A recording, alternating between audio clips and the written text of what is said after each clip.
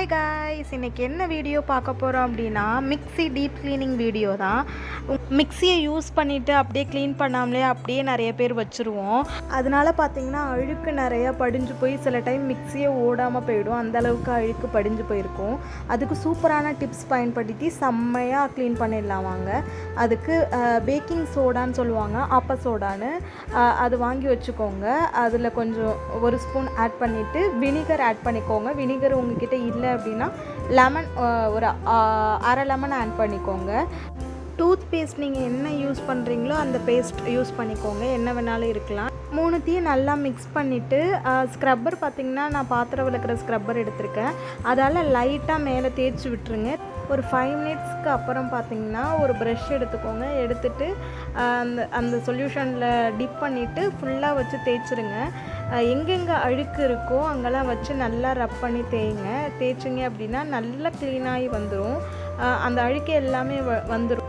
சென்டரில் இருக்கிற டஸ்ட்டை எடுக்கணும் அப்படின்னா ஒரு கிளாத் எடுத்துக்கோங்க. இந்த சொல்யூஷனில் கொஞ்சோண்டு டிப் பண்ணிவிட்டு உள்ளே விட்டுட்டு நம்ம வச்சுருக்கிற ப்ரெஷ்ஷை வச்சு அதை நல்லா சுற்றி விட்டோம் அப்படின்னா அது உள்ளே உள்ள டஸ்ட் எல்லாமே க்ளீன் ஆகிடும்.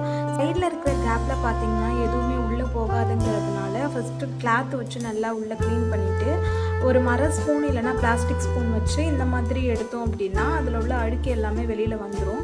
நெக்ஸ்ட்டு கிளாத்தை பார்த்திங்கன்னா கொஞ்சமாக நனைச்சிட்டு அது ஃபுல்லாக இருக்கிற எல்லா டஸ்ட்டு எல்லாமே நல்லா க்ளீன் பண்ணி விட்டுருங்க. க்ளீன் பண்ணிங்க அப்படின்னா மிக்ஸி இப்போ வாங்கின மாதிரியே புதுசு போல் பளபளன்னு இருக்கும். நீங்களே பாருங்கள் எவ்வளோ க்ளீனாக இருக்குதுன்னு சொல்லிட்டு.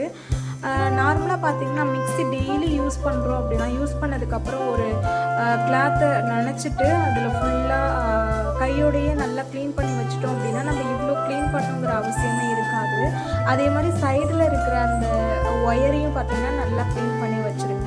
இந்த மாதிரியான யூஸ்ஃபுல் வீடியோஸ் பார்க்கணும் அப்படின்னா என்னுடைய வீடியோவுக்கு மறக்காமல் ஃபஸ்ட்டு சப்ஸ்கிரைப் பண்ணிக்கோங்க காய்ஸ். பக்கத்தில் இருக்கிற பெல் பட்டனையும் கிளிக் பண்ணிக்கோங்க. லைக், ஷேர் அண்ட் கமெண்ட் பண்ணுங்கள் காய்ஸ். தேங்க்ஸ் ஃபார் வாட்சிங்.